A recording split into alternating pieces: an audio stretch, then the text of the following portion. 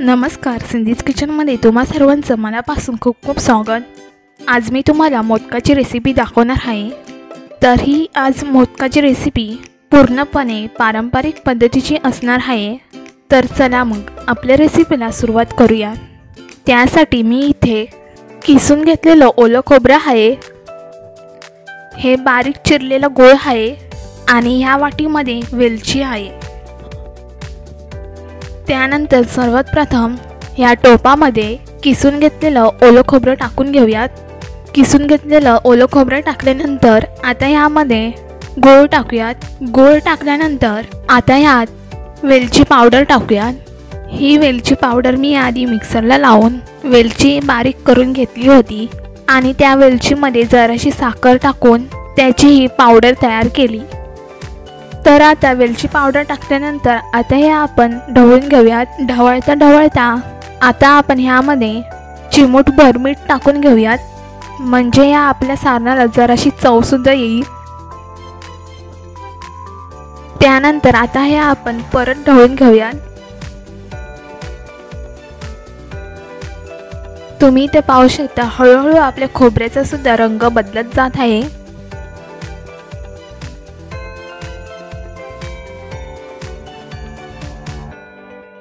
आणि मी इथे ढवळता गूळ मध्ये मध्ये क्रश करून घेत आहे।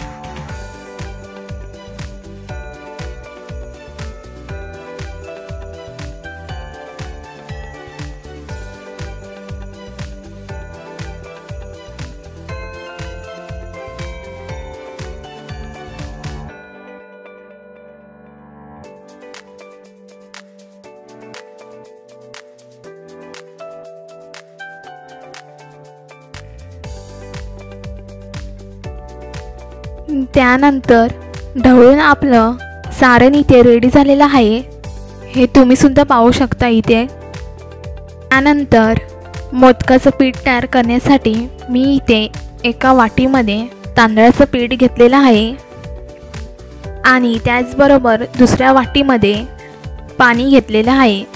आता हे पाणी आपण टोपामध्ये ओतून घेऊयात।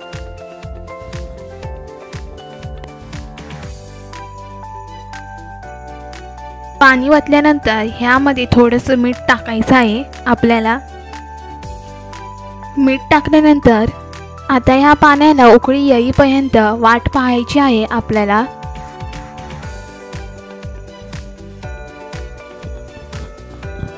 तर इथे आपल्या पाण्याला हळूहळू उकळी येताना दिसत आहे।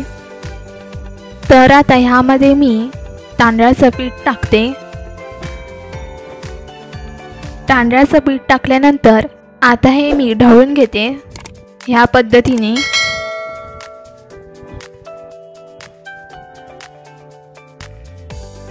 आणि हे आपलं आता मोदकाचं पीठ घट्ट होण्यासाठी आता आपण ह्यावरती झाकण ठेवून देऊया।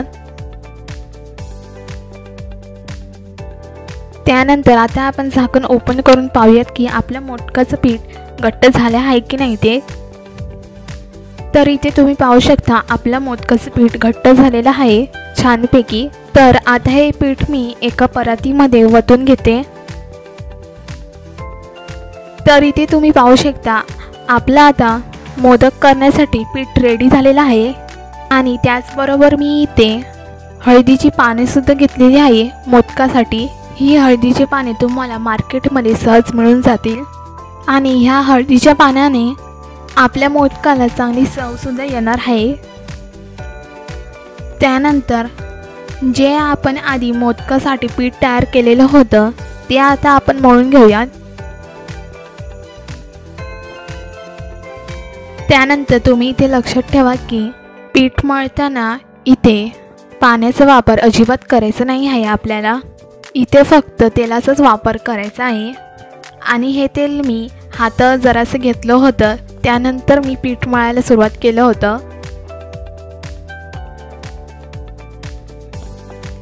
आणि आता आपल्याला हे पीठ छानपैकी मळून घ्यायचं आहे। पीठ मळता मळता आणि त्याचबरोबर मी इथे हळदीचे पाने कापून चाळणीमध्ये लावून घेते। या पद्धतीने हे तुम्ही पाहू शकता। तर आता आपली ही हळदीची पाने पूर्ण चाळणीला लावून झालेली आहेत। तर आता आपण परत पीठ मळायला घेऊयात। पीठ मळून झाल्यानंतर ह्या पिठाचा मी छोटासा गोळा घेतलेला आहे मीडियम आकारामध्ये। त्याचा आता आपल्याला गोल गोल आकारात गोळा असा करून घ्यायचा आहे। गोळा करून झाल्यानंतर आता याला आपण तांदळाचं पीठ लावून घेऊयात। तांदळाचं पीठ लावून झाल्यानंतर ह्या गोळ्याला मधून बोटाने असं दाबून मोदकाचा बेस तयार करून घ्यायचा आहे। आणि हा मोदकाचा बेस आपला पातळ होईपर्यंत कडेकडेने बोटाने असं दाबत जायचं आहे। तर इथे आपला मोदकाचा बेस रेडी झालेला आहे। आता ह्यामध्ये आपण आपल्याला हवं तेवढं सारण टाकूयात।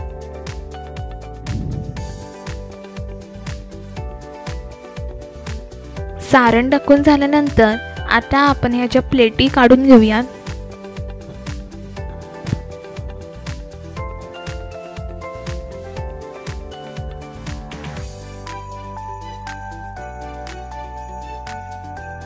तर इथे आपल्या मोदकाचे प्लेट्स काढून झालेले आहेत। त्यानंतर आता या मोदकाच्या प्लेट्स आपण जवळ एकत्र करून घेऊयात आणि त्यानंतर वरून हे असं करून घ्यायचं आहे। तर इथे आपला मोदक रेडी झालेला आहे। आता हा मोदक आपण हळदीच्या पानांवरती ठेवूयात आणि बाकीचे सुद्धा मोदक आपल्याला ह्याच पद्धतीने करून घ्यायचे आहेत।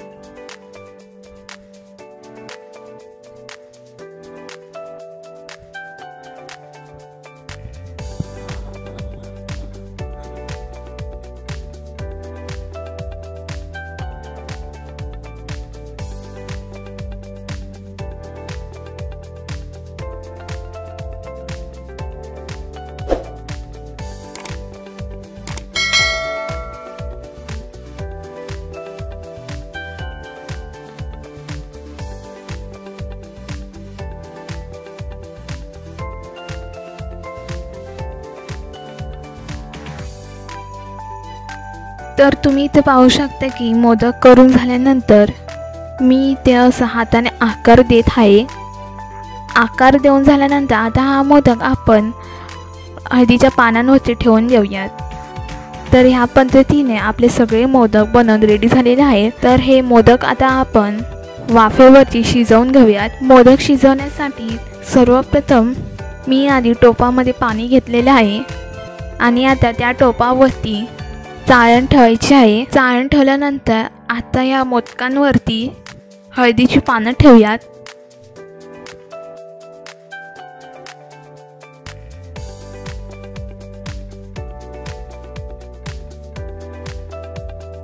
हळदीची पानं ठेवून झाल्यानंतर आता यावरती आपण झाकण ठेवून घेऊयात आणि हे मोदक आता आपल्याला वाफेवरती 20 मिनिटं शिजवून घ्यायची आहेत।